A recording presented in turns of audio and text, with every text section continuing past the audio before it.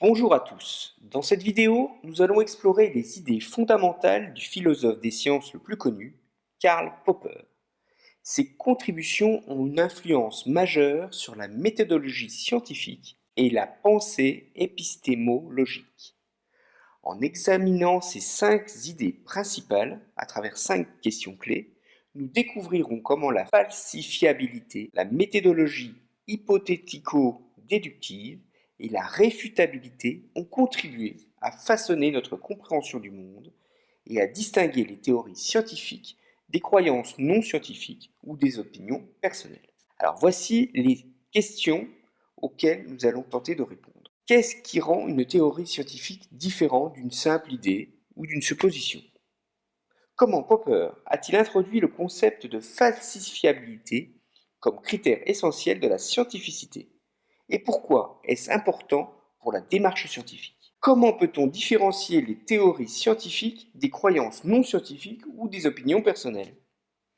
Pourquoi faut-il soumettre les théories à des tests rigoureux et à des expérimentations pour les considérer comme valides? Comment pouvons-nous justifier la validité et la fiabilité de nos connaissances scientifiques malgré le problème de l'induction, c'est-à-dire le fait que nous ne pouvons pas déduire des énoncés généraux à partir d'observations spécifiques? Et enfin, comment les controverses scientifiques peuvent-elles être bénéfiques pour l'avancement des connaissances et la recherche scientifique? Mais avant de répondre à ces questions, revenons sur l'histoire de Karl Popper et ses influences. Karl Popper est né en 1902 à Vienne. Il est le fils d'un avocat réputé, passionné de lire avec une bibliothèque personnelle de plus de 10 000 ouvrages, et le neveu d'un philosophe renommé.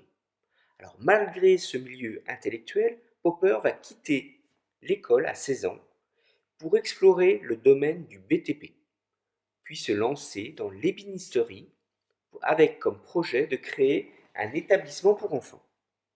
Bien qu'il se soit brièvement intéressé aux idées marxistes, il les rejettera plus tard. La montée du nazisme en Autriche aura une profonde influence sur lui, renforçant son engagement envers la démocratie, la tolérance et la liberté de penser. Alors à l'âge de 17 ans, il est marqué par la médiatisation du physicien Albert Einstein. En effet, ce dernier présente à Berlin sa théorie révolutionnaire de la relativité générale. Elle vient d'être confirmée expérimentalement par l'éclipse solaire totale de mai 1919. La lumière des étoiles a bien été déviée par le champ gravitationnel du Soleil, et c'est une révolution scientifique. L'espace et le temps sont bien connectés, et si la pomme de Newton tombe, cela est dû à la courbure de l'espace-temps, due à la présence de la masse et de l'énergie.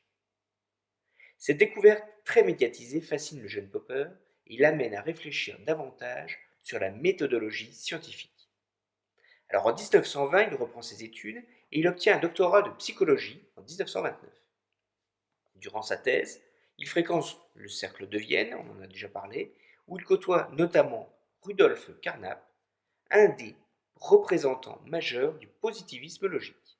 Pendant cette période, il enseigne également les mathématiques et la physique dans un lycée. À l'âge de 32 ans, il publie son livre La logique de la découverte scientifique, qui deviendra l'un des textes fondateurs de la philosophie des sciences et contribuera à sa renommée. Durant sa carrière, il entretient une amitié avec Friedrich Hayek, économiste autrichien qui sera lauréat du prix Nobel d'économie pour ses travaux sur le libéralisme. Hayek jouera un rôle crucial en aidant Popper à fuir l'Autriche en 1937 en raison de ses origines juives et à se réfugier en Nouvelle-Zélande. Après la guerre, il deviendra professeur de logique et de méthodologie scientifique à la London School of Economics, la LSE. Karl Popper était un orateur passionné dont les conférences captivaient son auditoire. Il n'avait pas peur de l'autodérision et abordait des sujets sérieux avec un brin de légèreté. Mais passons maintenant à l'exploration des différents points de sa théorie. Revenons à notre première question. Quelle est la différence entre une théorie scientifique et une idée toute simple? Selon Popper, une théorie scientifique doit pouvoir être validée ou non par des observations ou des expériences pour être considérée comme valide. Les observations comme les anomalies de la trajectoire de la planète Mercure, l'éclipse solaire de 1919, ce sont des observations concrètes qui ont établi des preuves expérimentales des théories de la gravité et de la relativité. A contrario, si on prend l'exemple d'une personne qui prétend posséder un pouvoir magique, par exemple l'invisibilité, cela reste une idée, elle ne peut pas être validée de manière empirique, car la personne peut tout simplement dire qu'elle ne peut pas le démontrer en raison de circonstances spécifiques. En l'absence de preuves concrètes ou de possibilités de tests réfutables, cette prétention ne serait pas considérée comme scientifiquement valide selon Karl Popper. C'est ce que Popper appelle le concept de falsifiabilité, et il en fait un critère essentiel de la scientificité. En d'autres termes, une théorie scientifique doit être formulée de manière à être testable. A-t-on répondu totalement à la question sur la démarcation des théories scientifiques et des opinions personnelles?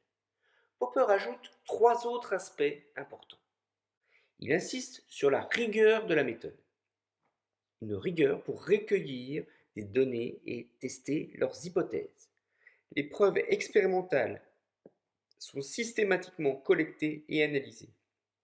En revanche, les croyances non scientifiques sont basées sur des croyances individuelles, des traditions culturelles, des récits mythologiques ou des expériences subjectives, c'est-à-dire qu'elles varient considérablement d'une personne à l'autre. Deuxièmement, les théories scientifiques sont cohérentes avec d'autres théories scientifiques. Elles s'intègrent dans un corpus de connaissances qui a été rigoureusement testé et validé par la communauté scientifique. À l'opposé, les croyances non scientifiques peuvent souvent être en contradiction avec les connaissances scientifiques établies et peuvent être sujettes à des interprétations variées. Enfin, les théories scientifiques sont sujettes à des révisions et à des modifications en fonction des nouvelles preuves et des avancées scientifiques. Elles sont ouvertes à la critique et à l'évolution, et elles cherchent constamment à améliorer notre compréhension du monde. Alors que les croyances non scientifiques, elles, peuvent être fermées à la remise en question et à la révision, car elles sont souvent ancrées dans des convictions personnelles ou des dogmes culturels. C'est ainsi que Popper a développé le critère de démarcation. Ce sont ces critères qui, pour lui, distinguent la science des domaines tels que la métaphysique ou la pseudoscience. Alors, si l'on prend l'exemple de la théorie de l'évolution de Charles Darwin, l'une des théories scientifiques les plus importantes de tous les temps, la théorie de l'évolution propose que les espèces vivantes changent et se transforment au fil du temps par le mécanisme de la sélection naturelle. Cette théorie a été formulée à partir d'observations et d'analyses de la biodiversité et des fossiles, et elle est soutenue par de nombreuses preuves provenant de différentes disciplines scientifiques. Donc la théorie de l'évolution est conforme aux critères de démarcation de Karl Popper. Tout d'abord, elle est falsifiable, car elle peut être réfutée par de nouvelles découvertes, des observations contraires. Si on trouvait par exemple des fossiles montrant une absence de transition entre certaines espèces, cela remettrait en question la validité de la théorie de l'évolution. Ensuite, la théorie de l'évolution est cohérente avec d'autres théories scientifiques établies. Elle s'intègre harmonieusement avec les connaissances en biologie, mais aussi en génétique, en géologie, en paléontologie. De plus, la théorie de l'évolution est sujette à des révisions et à des modifications en fonction de nouvelles preuves. Au fil du temps, de nouvelles découvertes ont permis de raffiner la théorie et d'ajouter des détails importants tout en maintenant le noyau central. Enfin, la théorie de l'évolution est étayée par un grand nombre de recherches et d'expériences rigoureuses et elle est continuellement soumise à des tests empiriques pour en confirmer ou en infirmer les prédictions. En comparaison, les croyances non scientifiques sur l'origine des espèces, telles que le créationnisme, ne satisfont pas aux critères de démarcation de Popper. Le créationnisme ne peut pas être réfuté par des observations ou des expériences spécifiques, car il repose sur une interprétation littérale d'un texte religieux, plutôt que sur des preuves empiriques. De plus, le créationnisme contredit les connaissances bien établies en biologie, en génétique et en géologie. En une conférence, un groupe psychanalyste freudien qui se consacrait sur l'interprétation des discours et des rêves aurait demandé à Popper si la psychanalyse était une science. Alors Popper a répondu, fidèle à ses critères, eh bien que la psychanalyse ne peut être considérée comme une science car elle manque de falsifiabilité. L'inconscient et les mécanismes de défense étaient, selon Popper, trop vagues, sujets à interprétations multiples et donc difficilement accessibles à l'observation directe, ce qui rendait difficile de les soumettre à des tests empiriques. Vous voyez là que l'esprit très critique et très tranché de Popper. Alors voici notre troisième question. Pourquoi faut-il soumettre régulièrement les théories à des tests rigoureux et à des expérimentations pour les considérer comme valides? Popper a critiqué l'approche inductive de la science, qui consiste à généraliser à partir d'observations particulières pour établir des lois générales. Il prenait souvent pour exemple l'histoire du dindon de Thanksgiving. Un jour, un fermier bienveillant décide d'élever un dindon. Il le nourrit tous les jours et lui fournit un environnement confortable et sécurisé. Chaque jour qui passe, le dindon devient de plus en plus confiant envers le fermier du fait de la régularité de ses repas. Chaque matin, lorsque le fermier apporte de la nourriture, le dindon conclut que le fermier est bienveillant, dévoué à son bien-être et qu'il continuera ainsi à le nourrir indéfiniment. Mais le jour de Thanksgiving, le fermier arrive avec une hache. Vous comprenez ce qu'est l'induction. C'est une chaîne d'observation-conclusion, une suite de tests, et cette induction ne peut jamais fournir une preuve définitive d'une théorie. Car même si toutes les observations concordent avec une hypothèse, il reste toujours la possibilité qu'une observation future puisse la réfuter. Je peux vous donner un autre exemple, plus scientifique, en mathématiques cette fois-ci, avec la conjecture de Goldbach. Alors cette conjecture est très vieille, elle date de 1742. Tout nombre pair plus grand que 2 peut être exprimé comme la somme de deux nombres premiers. Par exemple, pour le nombre 10, on peut l'écrire sous la somme 7 plus 3. 24, c'est la somme 19 plus 5. La conjecture de Goldbach a été testée jusqu'à des valeurs très élevées et elle s'est avérée vraie dans tous les cas. Mais cette conjecture reste non prouvée jusqu'à ce jour. Popper va donc préconiser une alternative à l'induction. C'est l'approche que l'on va voir, l'approche hypothético-déductive qui permet de répondre à notre quatrième question. Alors, comment pouvons-nous justifier la validité et la fiabilité de nos connaissances scientifiques malgré le problème de l'induction, c'est-à-dire le fait que nous ne pouvons pas déduire des énoncés généraux à partir d'observations spécifiques? La méthodologie hypothético-déductive est la suivante. Les scientifiques formulent des hypothèses testables qui peuvent être soumises à des tests empiriques. Si ces hypothèses sont corroborées par les observations, elles gagnent en crédibilité. En d'autres termes, on augmente la probabilité de confiance, mais elles ne peuvent jamais être définitivement prouvées. En revanche, si une hypothèse est réfutée, elle doit donc être abandonnée ou modifiée. Pour être plus concret, imaginez que vous vivez dans une région où tous les signes observés jusqu'à présent sont blancs. Vous pourriez alors formuler la conjecture « tous les signes sont blancs ». Cependant, Popper souligne qu'il est impossible de prouver cette conjecture de manière définitive. En revanche, si vous voyez un seul signe noir, cela réfuterait directement la conjecture selon laquelle tous les signes sont blancs. La seule observation d'un signe noir invalide la généralisation précédente et nous sommes contraints de reformuler notre hypothèse. Certains signes peuvent être noirs. Si vous voulez un exemple plus scientifique sur la méthodologie hypothético-déductive en sciences, c'est celui de la découverte de la 8e planète du système solaire, Neptune.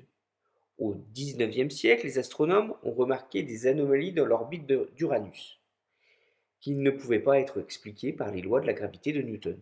Ces anomalies suggéraient qu'une autre planète inconnue devait exercer une influence gravitationnelle sur Uranus. Les astronomes ont formulé une hypothèse. Il existe une planète encore non découverte au-delà d'Uranus qui provoque ces anomalies. Sur la base de cette hypothèse, ils ont effectué des calculs mathématiques pour prédire la position probable de cette planète inconnue dans le ciel.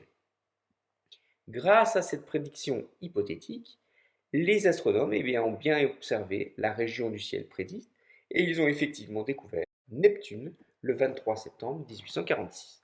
Alors, il nous faut répondre maintenant à la dernière question. Comment les controverses scientifiques peuvent-elles être bénéfiques pour l'avancement des connaissances scientifiques? On touche là au dernier aspect de la philosophie de Popper. Pour lui, la réfutabilité est clairement le moteur de la science. Selon lui, lorsqu'une théorie est réfutée par des preuves empiriques, cela ouvre la voie à de nouvelles idées et découvertes, favorisant ainsi l'avancement des connaissances scientifiques. Popper a développé son concept de rationalisme critique en réaction aux idées de Kant concernant la connaissance a priori, contrairement à Kant qui croyait en des connaissances innées indépendantes de l'expérience. Popper a mis l'accent ici sur l'importance de la critique et la réfutation dans le processus de la connaissance. Il s'est inspiré des travaux de Ludwig Wittgenstein sur le langage et la représentation du monde. Bien que Popper ait été influencé par le Tractatus Logico-Philosophicus de Wittgenstein, il s'est éloigné de certaines de ses idées. Alors que Wittgenstein considérait certains problèmes philosophiques comme insolubles, du fait que le problème n'était pas posé avec les bons mots et que nous étions limités dans notre langage. Popper croyait, lui, que la science pouvait progresser en formulant des hypothèses réfutables et en les soumettant à des tests empiriques. Alors, avec le temps, certains aspects de la psychanalyse, comme les comportements et les réactions émotionnelles, ont pu être observés et testés. C'est ce qui a conduit à son application dans les hôpitaux comme une approche thérapeutique pour aider les individus à comprendre et à résoudre leurs problèmes psychologiques. Donc, vous voyez que le débat et la réfutation sont bien moteurs de progrès. Un exemple en biologie, en 1953, James Watson et Francis Crick ont proposé leur modèle en double hélice avec la structure de l'ADN. Cependant, certains chercheurs, comme Linus Pauling, un autre prix Nobel, avaient proposé des méthodes concurrentes. C'était une méthode avec des triples hélices. La controverse a été tranchée grâce aux données de diffraction de Rosalind Franklin et de Maurice Wilkins qui ont confirmé le modèle en double hélice. Cette découverte a ouvert la voie à une meilleure compréhension de la génétique et des mécanismes d'hérédité. La théorie des cordes est un exemple de controverse scientifique qui suscite toujours l'intérêt et les critiques. La théorie des cordes est une proposition en physique théorique qui suggère que les particules fondamentales de l'univers ne sont pas des points, mais plutôt des cordes unidimensionnelles et vibrantes. Et bien, cette théorie a été développée dans les années 60 et 70 dans le but de résoudre certaines difficultés de la physique des particules et d'unifier les interactions fondamentales de la nature. La controverse réside principalement dans le fait qu'elle est difficile, voire impossible à tester par les capacités actuelles de nos expériences. Et bien dans ce cas, Karl Popper, en tant que défenseur de la réfutabilité comme critère de scientificité, a soulevé des objections à l'égard de la théorie des cordes en raison de son caractère non réfutable. Les partisans de la théorie des cordes vont souligner que la théorie permet de résoudre certaines incohérences de la physique actuelle de manière élégante pour atteindre une théorie unifiée de toutes les interactions fondamentales. Vous voyez que la nature de la scientificité et l'importance des critères de falsifiabilité dans l'évolution des théories scientifiques restent encore à débattre. La vision de la science de Popper en tant que processus de conjecture et de réfutation reste pour l'instant la méthode scientifique la plus établie. Voilà, j'espère vous avoir donné un aperçu des principaux concepts de la philosophie de Karl Popper. N'hésitez pas à partager vos réflexions dans les commentaires et je vous remercie pour votre attention et je vous dis à bientôt.